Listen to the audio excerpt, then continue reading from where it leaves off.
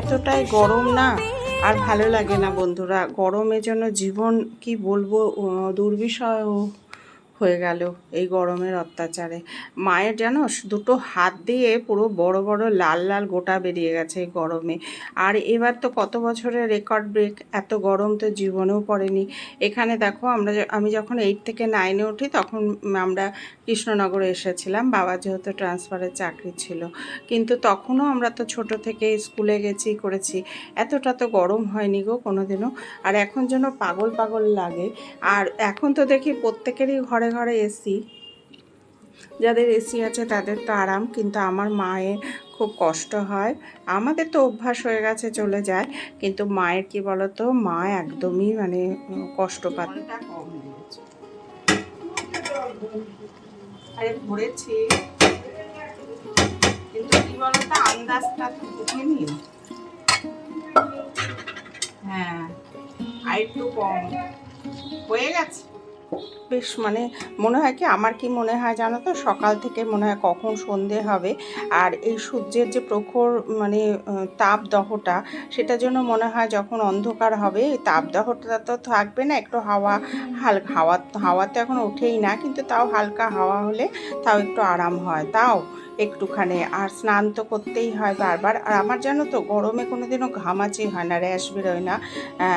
কিন্তু এবার জন্য দেখছি ঘাড়ের ওপরে চুলটা পড়লেই জ্বলে যাচ্ছে, কিছু বোধহয় গুড়ি গুড়ি হয়েছে, প্রচণ্ড মানে জ্বলছে। আর আমার মায়ের তো বললামই, দুটো হাত দেখা যাচ্ছে না, পিঠের পাশগুলো। আর আমার ভাইয়ের সারা পিঠ দিয়ে দুটো হাত দিয়ে ঘামাচি ভর্তি। আর আমার যেহেতু ঘামাচির ধাঁচটা নেই, শত গরমেও আমার ঘামাচি একটাও বেরোবে না, কিন্তু আমারও এবার দেখছি মানে মানে কি বলবো, কিছুটা জায়গা যেটা বদ্ধ থাকে সেই সব জায়গায় দেখছি একটু র্যাশের মতন বেরোচ্ছে। আসলে এগুলো র্যাশ বুঝতেই পারছি। আর এদিকে দেখো দুপুরে রান্নাঘরে অনেকটা সময় কাটিয়ে দিলাম। দুপুরে এখন থেকেই তোমাদের সাথে নিয়ে ভিডিওটা শুরু করছি। তোমরা বলো কেমন আছো। সেইভাবে ন্যাচারাল খাবার যেগুলো হয় সাধারণত, তোমরা তো দেখলেই রান্নার সময় কিছুটা তোমাদের সঙ্গে শেয়ার করলাম।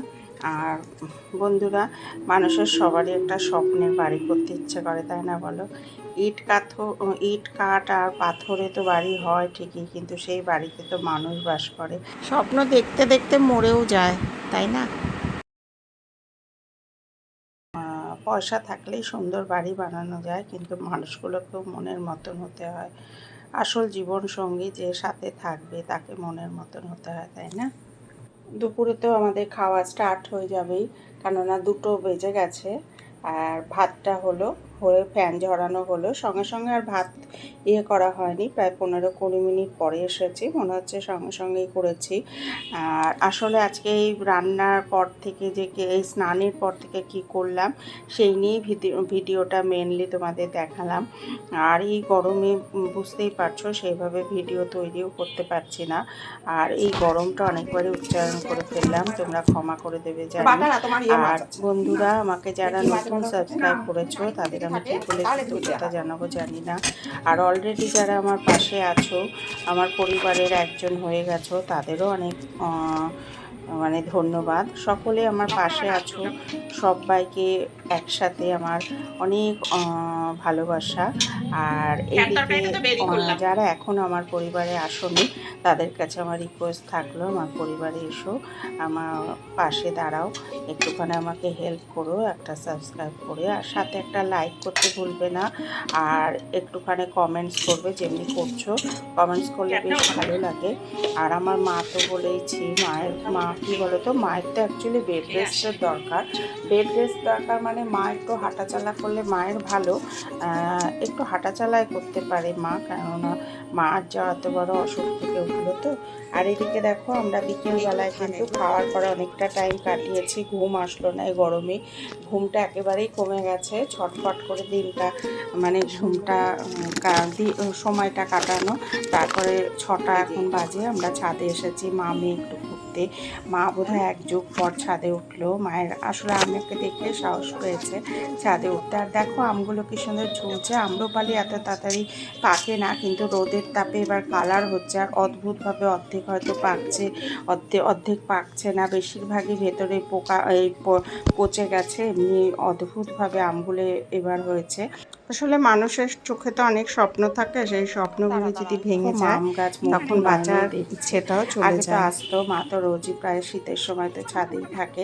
আর আমি ফোনটা একটু সেট করে দূর থেকে একটু সেট হয়েছে। আসলে এখানে তো আমার স্ট্যান্ড নেই, খুব অসুবিধা হয়, অনেক কষ্টে ফোন সেট করতে হয়। তা আমি আবার আমগুলো পাড়ার জন্য চলে এলাম। মা দেখাচ্ছে এটা এটা, আমি তো বুঝতে পারছি না কোনটা কোনটা পেকেছে। আবার মাও দেখো নিজের হাতে 2-3টে, আসলে কি বলো তো, হাত দিলে টাচ করলেই দেখছে আমগুলো পড়ে যাচ্ছে। আর এমনি করে সব আম মোটামুটি আমরা পারলাম। আর তোমরা কিন্তু আমাকে যেমনি লাইক করছো করবে, আর যদি ভালো লেগে থাকে যেমনি কমেন্টস করছো করো। একটা কমেন্টস বলি আমাকে আরেকটা ভিডিও বানাতে অনেকটা অনুপ্রেরণা দেয়, আর তখন একটু ভালো লাগে।